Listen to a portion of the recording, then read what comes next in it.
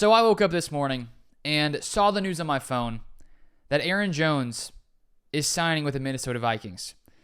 And just when you think things can't get much worse after he gets released yesterday, just out of the blue, they do. He signs with our rival in the Minnesota Vikings.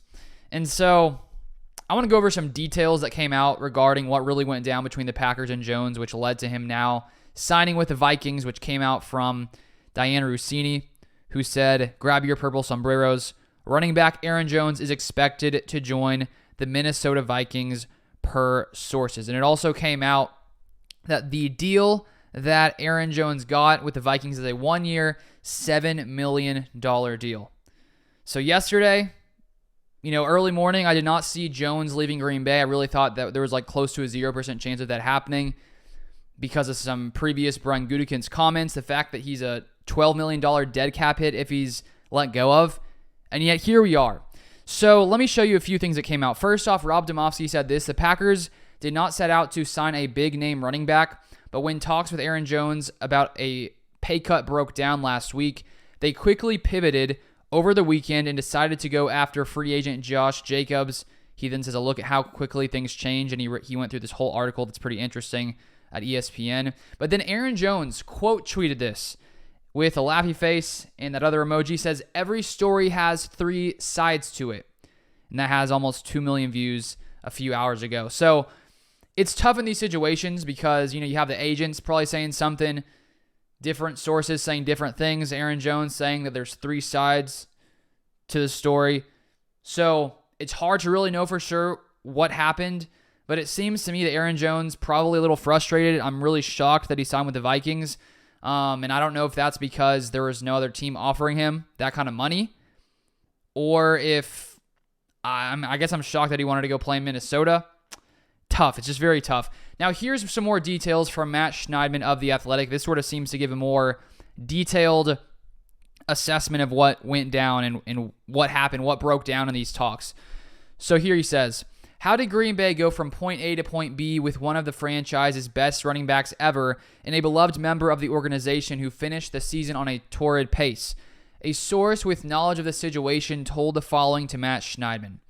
Entering the final year of Jones's deal in 2024, Jones signed a 4-year, $48 million extension in March 2021 to prevent him from reaching free agency. The Packers wanted him to take almost a 50% pay cut, if not more.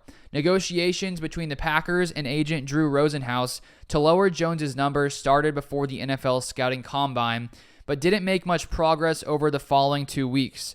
The week after the combine, the two sides got slightly closer, but were still far apart late in the week.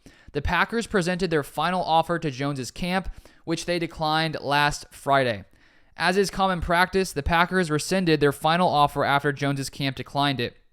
They notified Jones that they were moving on since they didn't want to shift their focus to another running back and have to turn Jones away if he accepted the final offer. So the Packers were talking with Jones. They wanted him to take a pay cut, and my guess is that Jones was going to take a pay cut because his cap hit was $17 million. I've talked about the fact that even though he went on a crazy tear the final 5-6 games of the season, pretty much over 100 yards rushing, I'm pretty sure, in almost all those games, he did miss a lot of time with injury, and he's 29 years old right now, and he's going to be 30 after next season. And so he is at that stage of a career of a running back where you're a little bit nervous about their, the wear and tear, things like that, and the fact that he missed lots of games early in the season made me think the Packers wouldn't want to bring him back with a $17 million cap hit. And I sort of just assumed that Jones would take the pay cut.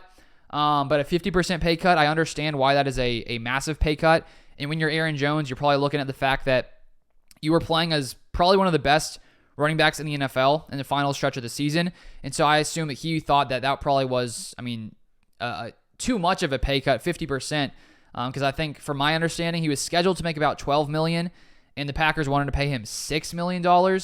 And he takes, per Rob Demovsky, the offer he signed with the Vikings was only $1 million more than the offer the Packers had offered him. So I just find it interesting.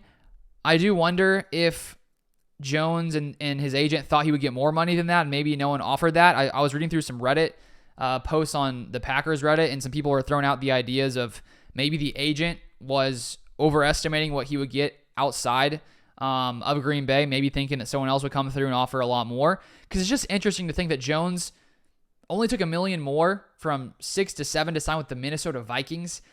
I don't know. So I fully get, though, that, if I was Jones, I'd be pretty frustrated that, my team and Brian Gutekunst, who recently said that he was the heartbeat of the team, wanted to give him a 50% pay cut, even though I understand the reason Gutekunst is doing it.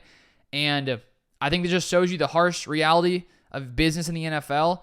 We saw in years past, Aaron Rodgers was angry or seemed upset with the way Gutekunst had let some guys go out in the past, seemingly just sort of out of the blue. And the Packers, for a long time, have been a team to let guys go maybe slightly earlier than many people had hoped, letting go of some, top-tier players.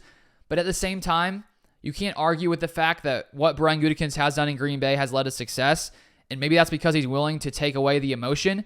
But it does hurt to lose a guy like Aaron Jones, who is the, really the heartbeat of your team, a guy who I think is one of the favorite Packers players of many people, like all time. Just the way that Jones acts, the way that he, treats everybody. It's a big blow to this team and to the locker room. It's really sad. I understand Gutekunst trying to make business decisions, but it's just the tough reality of the NFL. And here is another tweet. This is what Aaron Jones liked, this tweet from Ryan Grant. And Ryan Grant said this, former Packer, "Once again, believing that loyalty is a thing that exists in the NFL is absurd. LOL, just nonsensical. Taking hometown discounts and all that are silly. This young man is arguably the best running back to ever play for this organization. Does that matter? Nope." So I fully understand Aaron Jones' frustration, and it's just a tough way to go out. I do think the Packers are going to be okay at running back with Josh Jacobs coming in. They, when Jones, from the report from Schneidman, when he didn't take the pay cut, the Packers decided to move on, and they take Jacobs, who is 26 years old. I understand that move to get a guy who's younger in age, will probably last a few seasons here in Green Bay, where Aaron Jones, maybe in the next couple of years, probably would have left anyways, just because of his age. And it came a little earlier than I had been expecting. So I'm not upset with Aaron Jones whatsoever. He can go and choose where he wants to go. It's just unfortunate that he chose the Minnesota Vikings. So you would have told me 2 days ago that Aaron Jones was on the Minnesota Vikings, I would have thought there's like a negative chance of that happening. And now here we are. But that is the most recent Packers news. If you want to stay up to date with all Packers news, make sure you turn on the post notifications down below, so that way you receive a notification anytime I make a video. But thank you for watching, and I'll see you guys next time.